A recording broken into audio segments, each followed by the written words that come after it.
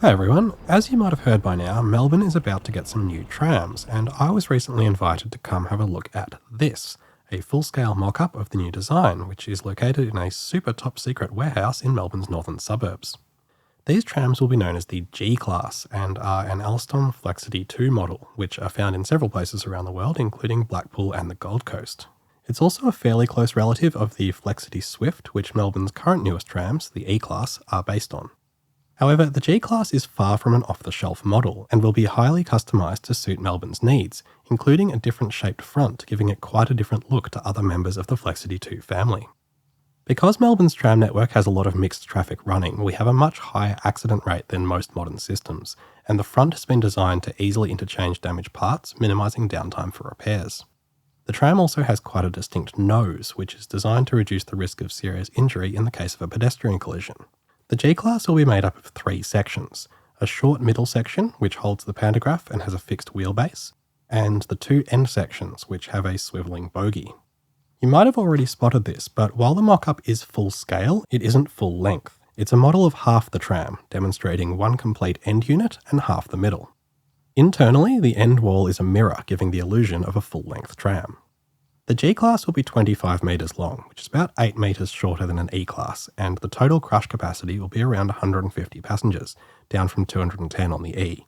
The smaller size will allow these trams to operate all over the network with only minor modifications, making better use of existing depot space, while still increasing capacity over the much smaller Z and A-Class trams which they're set to replace.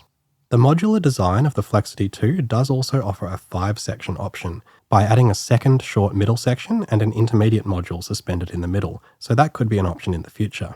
The initial order is for 100 G-Class, much bigger than any other tram order in recent history. They will be built in Melbourne at Alstom's factory in Dandenong. Alstom inherited this location from Bombardier, who in turn got it from legendary rolling stock manufacturer Commonwealth Engineering, ComEng. There's a long history of great quality rail vehicles merging from this factory, including the ComEng suburban trains, V-Line's Velocity DMUs, and the Z, A, B and E-Class trams. The G-Class will initially enter service at Essendon Depot, running on routes 57, 59 and 82. However, they aren't going to all fit at Essendon, and a new dedicated depot is being constructed at Maidstone on the Route 82 line near High Point Shopping Centre. As more trams are delivered, they will eventually spread to other depots, with Kew and South Bank likely candidates. The arrival of the G-Class will displace some B-Classes from Essendon, which will be able to be cascaded to replace A and Z-Class trams elsewhere on the network.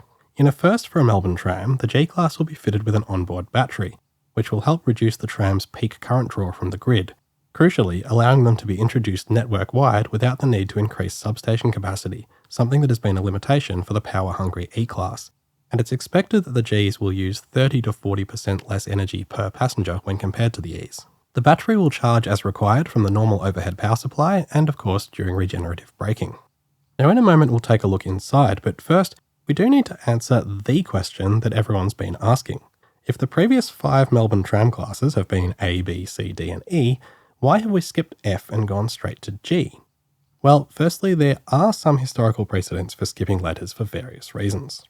The G-Class will be numbered in the 7000 range, and G is the 7th letter of the alphabet, and it's also the 7th generation of Melbourne tram. Although dividing trams into generations is a bit subjective, and you could argue to divide it up in other ways. But most importantly, the letter G brings to mind words like good and great, whereas F might have brought a few other words to mind, so they just decided to skip it. Going back to the fleet number, you'll notice that the mock-up is numbered 7000. The first tram in a class typically starts from 1, so the first real tram will be 7001, and I thought it was a nice touch making this model the number before that. Alright, so let's take a look inside. Something that's always a challenge for low-floor trams is designing the layout around the space required for the traction equipment and bogies under the floor. On the G-Class, this is dealt with by having blocks of seating located on the raised section above the bogies, while keeping a large open area where the floor is entirely low in the inner half of each end section. 2 colours have been used on the floor, creating a contrast between the central walkway and the spaces provided for wheelchairs and prams, etc. The most constrained space on the tram is right at each end near the cab, where space has to be allowed for the end bogies to swivel. This makes the end entranceways very narrow, but there's not a lot you can do about that. On the E-Class trams, there are no doors in this area, which can be a real problem if you sit right down the end of a busy tram and find yourself stuck there behind standing passengers. The G-Class does have a single leaf door right at the end, which should resolve this problem. Immediately next to these front doors are a pair of priority seats. This space is quite awkward, again dictated by the clearance needed for the bogie under the floor, but I think the design they've come up with to make the most of this space is quite clever. There isn't quite space for 2 seats here, so instead they've put a single priority seat on each side, and next to it is a small open space surrounded by a handrail. Being right next to the door, this will be a great spot for people with mobility issues to carefully lower themselves into the seat surrounded by handrails, and that space to the side would comfortably hold something like a small shopping bag. Down in the middle of the tram near the articulation is this unusual whisk-shaped handrail, which I think is quite a clever design. The 3 parts of it means several standees can hold onto it without needing to hold hands, and its relatively low profile keeps a nice clear view through the tram compared to full-height handrails which can look very cluttered. The tram is fitted with large information displays which feature new graphics, and one of these displays was already operational. The glass on the rear of the cab wall has a grayscale version of the PTV fractal pattern, which I think looks really good. Another internal feature which drew a lot of comments is the exposed timber finish on the seat backs, something you see on a lot of trams in Europe. This is just one of several options being explored for these trams. There was another block of seats with an example of what they look like painted, but I personally think the timber looks great. There is some concern about how this would stand up to vandalism, but at the end of the day that's going to be a problem on any exposed surface. I'm not a tram driver, so I don't have any strong opinions about the cab design, but like many modern trams, the main control handle is actually integrated into the left-hand armrest of the chair. Now you might have noticed that the G-Class isn't the only full-size mock-up living in this building. Hiding over there and over there are the 2 cars of the ex-Travelist 2.0 mock-up, which was not available for closer inspection, but other people have covered it, and I'll put some links to that down below. I should mention that these are not the only recent examples of mock-ups being used to assist rolling stock design in Victoria. Back in 2018, the same thing was done for the HCMTs, and that one was even put on public display for a short time. So that's my little tour of Melbourne's next tram.